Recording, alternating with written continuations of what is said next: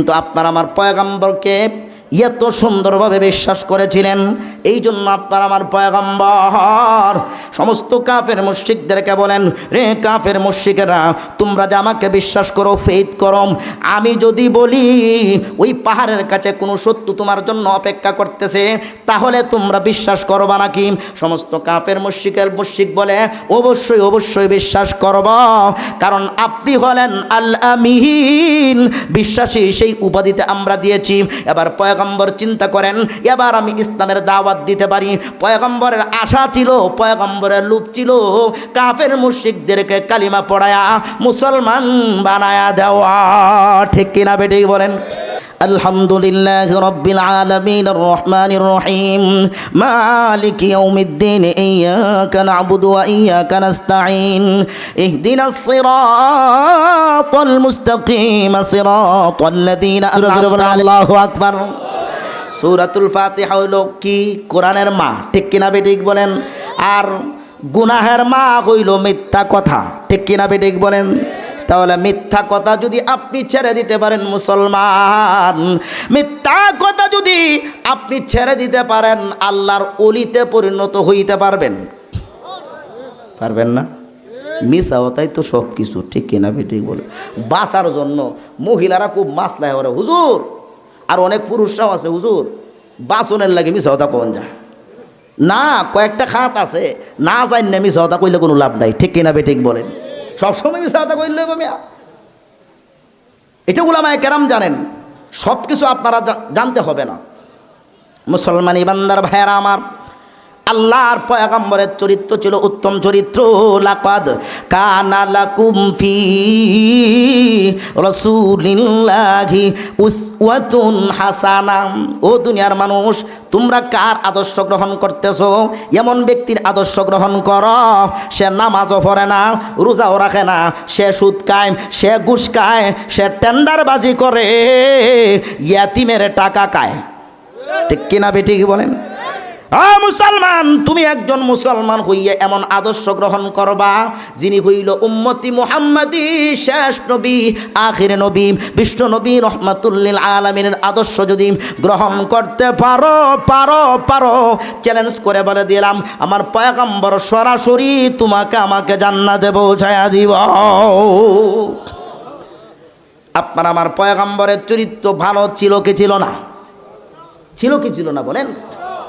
তখন নবী বলেন, ও কাফের মুশরিকেরা, তোমরা যে আমাকে আল আমিন বলে ডাকতেছো, তাহলে তোমাদের একটা পরীক্ষা করি, দেখি তোমরা কতটুকু আমার প্রতি বিশ্বাস। নবীজির আশা হইল আস্তে আস্তে তাদেরকে কালিমার দাওয়াত দিবে। ঠিক কিনা বেঠিক বলেন? আর আমাদের সমাজে কোনো ব্যক্তিকে যদি বিশ্বাস করে, একজন আরেকজনকে বিশ্বাস করলে কোনোভাবে তার ভিতরে, মনের ভিতরে ঢুকিয়া 1 লাখ টাকা কোনোভাবে হাওলাত নিয়ে একবার সরাসরি সৌদি আরব। ঠিক না বেঠি? এই বিশ্বাস। কিন্তু আপনার আমার পয়গম্বরকে এত সুন্দরভাবে বিশ্বাস করেছিলেন, এই জন্য আপনার আমার পয়গম্বর সমস্ত কাফের মুশরিকদেরকে বলেন, রে কাফের মুশরিকেরা, তোমরা যে আমাকে বিশ্বাস করো, ফেথ করো, আমি যদি বলি ওই পাহাড়ের কাছে কোনো শত্রু তোমার জন্য অপেক্ষা করতেছে, তাহলে তোমরা বিশ্বাস করবা নাকি? সমস্ত কাফের মুশরিক বলে, অবশ্যই অবশ্যই বিশ্বাস করব, কারণ আপনি হলেন আল আমিন, বিশ্বাসী সেই উপাধিতে আমরা দিয়েছি। এবার পয়গম্বর চিন্তা করেন, এবার আমি ইসলামের দাওয়াত দিতে পারি। পয়গম্বরের আশা ছিল, পয়গম্বরের লোভ ছিল কাফের মুশরিকদেরকে কালিমা পড়ায়া মুসলমান বানায়া দেওয়া। ঠিক কিনা বেঠিক বলেন? আমার পয়গম্বর দাওয়াত দিতে শুরু করলো, কুলু লা ইলাহা ইল্লাল্লাহু তুফলিহুন।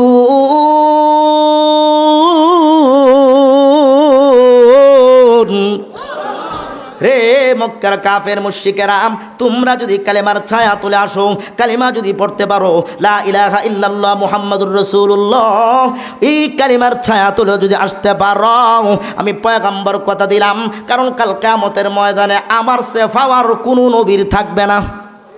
আল্লাহু আকবার বলেন মিয়া। সেই নবীর উম্মত হয়ে আমরা খুশি না বেজার? সেই নবীর উম্মত হইয়াম খুশি থাকার কথা। কারণ কি জানেননি, সেই নবীর উম্মত হওয়ার কারণে কালিমা গ্রহণ করেছি, লা ইলাহা ইল্লাল্লাহ মুহাম্মাদুর রাসূলুল্লাহ, আল্লাহকে বিশ্বাস করি, রসুলের উপর ঈমান এনেছি।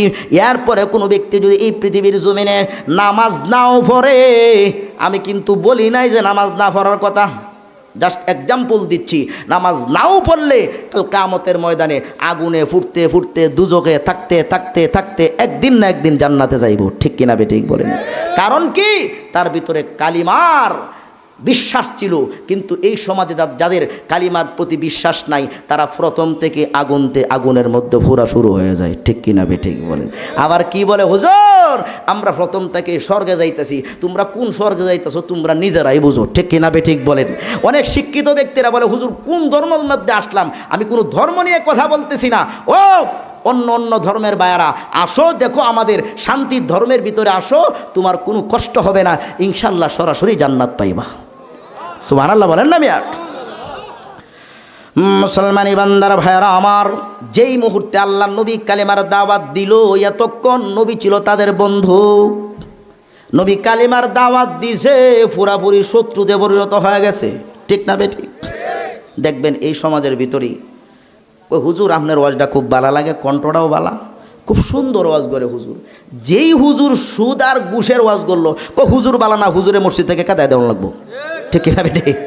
কারণ হুজুর সত্যটা কয়েছে, গুসা হইতেছেন আপনারা। আল্লাহর পয়গম্বর এতক্ষণ ভালো ছিল, মিষ্টি মিষ্টি কথা বলছে। যেই মুহূর্তে কালিমার দাওয়াত দিছে, লা ইলাহা ইল্লাল্লাহ, এবার পয়গম্বর ভালো না।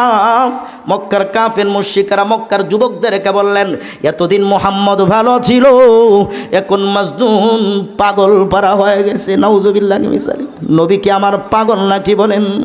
পাগল বলে দেখি যে তারা ভিটে মাটি করে ছাড়া, পাগল বলে দেহে যে তারা ভিটে মাটি করে ছাড়া, আকাশ বাতাস কাঁদে যেন তাদের হাজার অনাচারে, চিনল না হয় মানুষ তারে, বনের পশু চিনল যারে, চিনল না হয় মানুষ তারে। ঠিক কিনা বেঠিক বলেন? নারায়ে তাকবীর, নারায়ে তাকবীর। উলামায়ে কেরামের আগমন। বক্তা এসে গেছেন। সম্মানিত হাজিরিন, নবীর আদর্শ আমাদের ভিতরে সেটিং করবো তো ইনশাল্লাহ। আলোচনা অনেক লম্বা। ও মুসলমান, তায়েফের ময়দানে আমার পয়গম্বর কত রক্ত জড়িয়েছিলেন। ও মুসলমান, আমরা তো সেই রক্ত জড়াইতে হয় না। ঠিক কিনা বেঠিক বলেন? ও মুসলমান, আমরা আমাদের অর্থ দিয়া, টাকা দিয়া যদি মসজিদ মাদ্রাসার মধ্যে একটু কিছু না কিছু হাত বাড়িয়ে দিতে পারি, কাল কিয়ামতের ময়দানে সরাসরি জান্নাত। এটার উসিলা করিয়া আমরা কে কে চাই যে এই মাদ্রাসা ইনশাল্লাহ কিয়ামত পর্যন্ত চালু থাক? কে কে চাই ইনশাল্লাহ? হাত বাড়ান। নারায়ে তাকবীর, নারায়ে তাকবীর। আল্লাহ তুমি কবুল করো, আল্লাহ তুমি মঞ্জুর করো। সবাই বলেন আমিন। ও মুসলমান, আল্লাহ তাআলা এক আয়াতে বলেন, ওয়াবতাগু ইলাইহিল ওয়াসিলা। কাল কিয়ামতের ময়দানে আমার আল্লাহ উসিলা তালাশ করব। উসিলা, এই যে আপনারা এখানে বসে আছেন, প্রত্যেকটা মানুষের জন্য এক একটা ক্যামেরা নির্ধারিত কইরা রাখছেন ফেরেশতারা। সুবহানাল্লাহ বলেন। ক্যামেরা আছে না? ক্যামেরা। ও মিয়া, একটা বিয়ার মধ্যে যদি একটা অনুষ্ঠানের মধ্যে ভিডিও করে না, যদিও না জায়েজ, আমি শুধু এক্সাম্পল দেওয়ার জন্য বলতেছি। হুজুর 5 মিনিট সময় নিচ্ছে আপনার কাছ থেকে। হুজুরকে বসায় রেখে কথা বলা বেয়াদবি, না জায়েজ। কিন্তু জাস্ট এক্সাম্পল দিচ্ছি, 50 বছর পরেও যদি বিয়ার অনুষ্ঠানটা দেখতে পারে, আমার আল্লাহ কি এই যে আমি যে এখানে বসে রইলাম, ফেরেশতারা এই ভিডিওটা আল্লাহরে দেখাই থাকতো না? সুবহানাল্লাহ বলেন না মিয়া?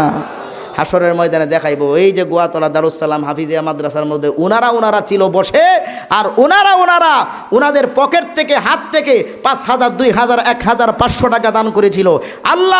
আল্লাহ আমরা ফেরেশতারা তাদের জন্য ক্ষমা চাচ্ছি, আল্লাহ তুমি ক্ষমা করে দাও। তখন আমার আল্লাহ বলবেন, হে ফেরেশতারা, তোমাদের চেয়ে তো আমি বেশি ক্ষমা দানকারী। সুবহানাল্লাহ বলেন। আল্লাহ বলবেন, হে ফেরেশতারা, ওরা কি আমার জান্নাত দেখছিল? না দেখে নাই। জাহান্নাম দেখছিল? না দেখে নাই। না দেখেই আলোচনা শুনেছে, না দেখেই মাদ্রাসা মসজিদে দান করেছে। আজকে এই দানের খাতিরে, আশার খাতিরে আমি আল্লাহ মাফ করে দিলাম। সম্মানিত হাজিরিন, আপনাদের সঙ্গে বেশি আলোচনা নয়, বড় কালেকশন নয়, যে হুজুর মনে মনে ভাবতেছে যে এখন আল্লাহ উত্তরাম জামাই মনে টেহা চাইব, টেহাজা চাইম, বেশি টাকা চাইতাম না। এই মাদ্রাসার মধ্যে ইনশাআল্লাহ আল্লাহর নাম লিয়া পকেটের মধ্যে যা উঠে 500, 1000, 2000 টাকা আলহামদুলিল্লাহ বলে, বিসমিল্লাহির রহমানির রহিম বলে পকেটের মধ্যে হাত দিবেন। আমার 2 ছাত্র ভাই যাইব রুমান লিয়া আপনাদের